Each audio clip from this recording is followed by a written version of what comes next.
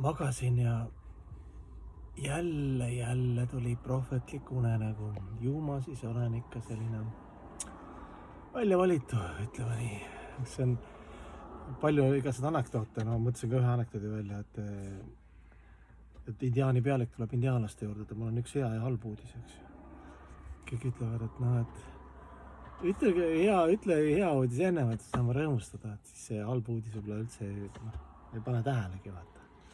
Hea uudis on see, et valged mehed tulid meie maale ja tulevikus meil on mobiilid ja kiired autod ja internet ja igasugused lahedad asjad, praegu nii igav elu meil.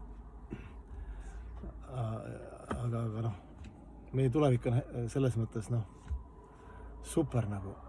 Indiaanlased ütlesid, hurraa, valged mehed, meie päästjad. Mis on halb uudis? Halb uudis on see, et ega meid palju alles jää, et kõigepealt toovad mingid haigused ja siis me joome ennast surnuks praktiliselt. Aga aina mõned, kes jäävad, need saavad nagu nautida. See nagu elu ongi selline kahesuse möll ja siis see prohvetlik unenägu oli ka selline, et ma ei tea, kas te usute ei usu, aga Jumal tuli ja ütles, et Arne Lauri Antsu poeg, Arjuna taas initsieeritud nimi. Mul on sulle üks hea ja halb uudis, et kas sa oled valmis, et nad mõlemad uudised tegelikult on arendavad ja need on sulle vajalikud ja nagu mina ikka nii palju usaldan, mõtlesin muidugi Jumal, et aitäh, et sa tulid ja et ütle siis äkki see halb uudis ennem siis, mis seal ikka. Jumal ütleb, et tead, et see sinu keha ja sinu ambitsioonid ja sinu anded ja sinu pere ja kogu see ühiskond ja kõik need asjad, mis sa läbi oma keha meelte nagu oled üritanud nautida ja ennast sisse sättida ja panustada, see on nagu null.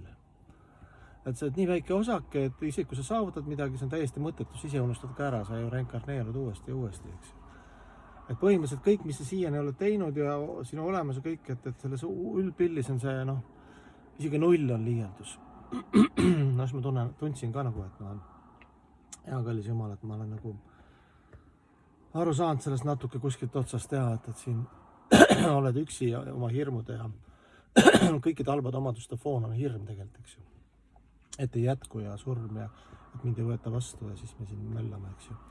See vana jutt kõik, mida spiritualistid ja ennast teadvustanud hinged räägid hästi otse ja siis inimestele see ei meeldi. Mulle alateadlikult ka see väga ei meeldi, aga selline on reaalsus.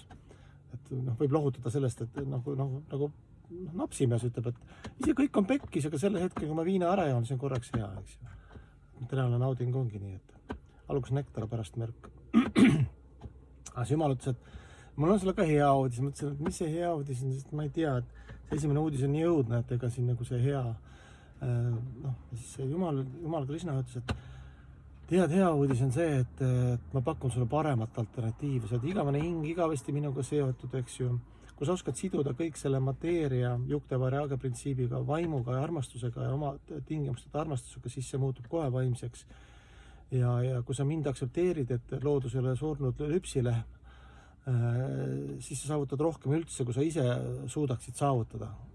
Sest sa oled nagu nii lahutamata osake minust. Ja siis mul tuli rõõm südamesse, mõtlesin, issand lõpp ja kõik.